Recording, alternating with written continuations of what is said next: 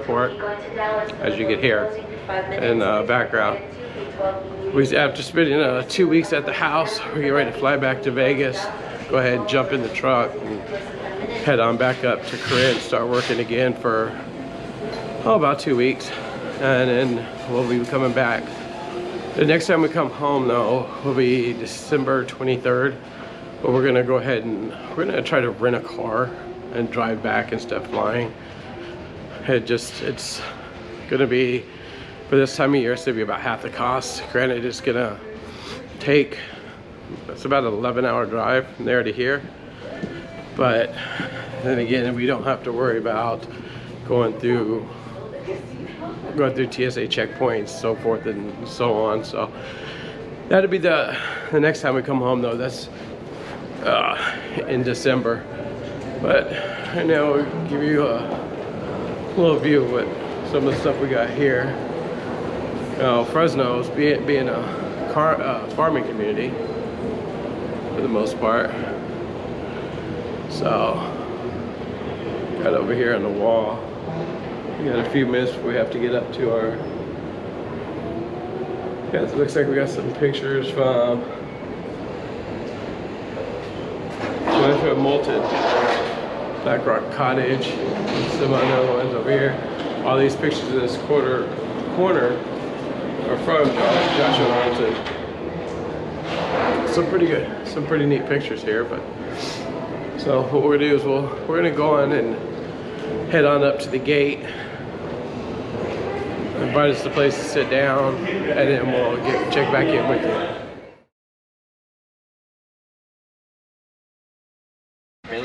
So we're on our plane here, Southwest at Fresno International Airport to head on to Vegas. We boarded. The reason I like flying Southwest, you get to open seating, and it being Sunday, the flight's maybe half full with that. So what I always do, I always go to the back of the plane, and as you can see, the whole back row is completely empty. And the flight's going to be about, I think it's a 45-minute flight from here to Las Vegas. So we depart at 11:25. It's cool because it's like, and we're supposed to arrive in Vegas at 12:10 if we don't arrive early. So yeah, 45-minute flight from Fresno to Las Vegas, which isn't too bad. It's better than driving. It's a 6-hour drive. But then again, like I said, for Christmas, me and my brother, he's actually going to be up in Utah, so we're going to rent a car and drive the 800 miles back to Fresno for Christmas. And then when we're done with when Christmas is over and we're ready to go back after Christmas break, we're going to turn around and rent a car and drive it all the way back to Utah to go back to work. He works at Swift as a lease operator, and I'm a company driver.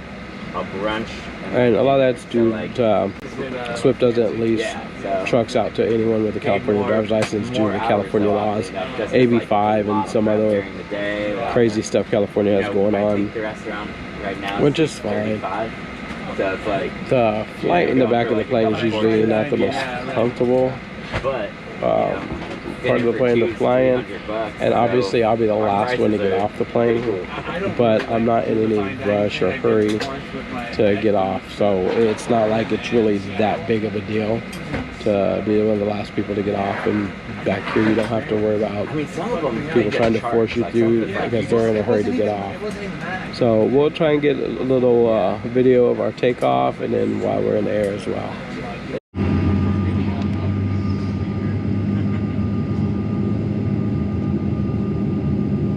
We're now backing out of the door to start taxiing into the runway.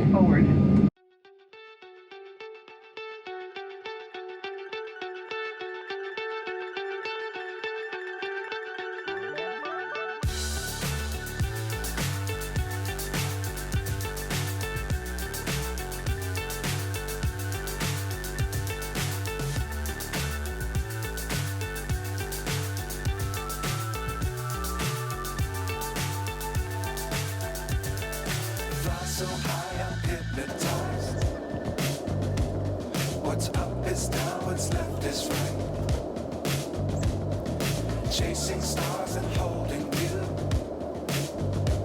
I can't see the end, but we'll see it through.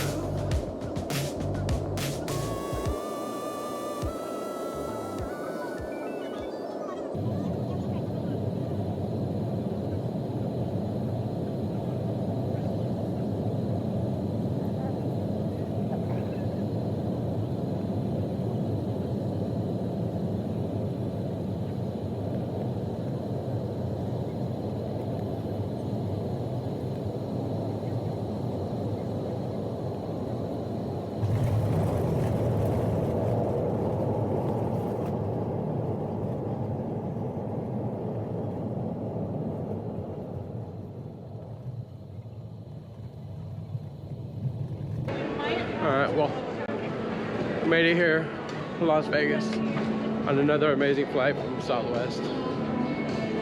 Say what you want to say about all the different airlines, but every time I've flown on Southwest, I've had a great experience. Great flight attendants. That's why I switched from flying American over to Southwest, was because of the experience and service I got from the flight attendants. So now we're out here, we're walking over to the baggage claim so we can get our bags. And then once we get our bags, then we're gonna find out where we grab Uber, and we're gonna get an Uber on over to the terminal so we can see if our truck will start. I just kind of remembered that, or let me rephrase that, I don't believe I was smart enough to turn my power off on my truck. So there's a real good chance that when we get to our truck, it's not gonna start. So that'll be another issue that we'll have to deal with once we get to that point. So let's jump on the escalator. Hopefully when we get there it will start, because at the biggest terminal, one, they're not done building it, and two, there's no maintenance or mechanic shops there that I know of, so I'll have to do a on-call service if it doesn't start, and who knows how long that'll take to get someone out. So we're gonna grab our bags and we'll see you shortly. All right, well, just got done with our Uber ride. He got dropped off here at the terminal, so now we're walking back here to load everything up in the truck. Hopefully it starts. Like I said, I don't remember whether I turned the power off, and I've been off for 2 weeks. So we'll find out whether it's gonna start here in a minute. Then we gotta drive over the other side of the interstate to our drop yard and grab our empty trailer. And then once we hook up to the empty trailer and do our pre-trip, we can head back up to Corinne. My guess is, with what time it is now, we'll probably be at Corinne about, I don't know, 11:30 tonight. Somewhere between, yeah, about 11:30, 12 o'clock tonight. Which means we'll be ready for a load about 10 o'clock tomorrow morning. And then we're gonna run until the 23rd. Once the 23rd comes, that's when we're gonna rent our car and go into the house. So we're gonna load everything up in the truck, see if it starts, and we'll get back with you. Well, just as I was afraid of, I did not turn the power off on the truck. That being said, the truck started, which I am gratefully surprised at. I'm not gonna complain about that, because that means we don't have to get a jump start. We got it, obviously, as you can see here, we got a transmission air supply low, won't shift, but that has to do with our air being low, because the truck has been sitting for the last 2 weeks. So, and then our sonar is not charged up, it's at 0%, so we're gonna wait. We're gonna sit here and idle for a little bit, waiting for it all to charge up.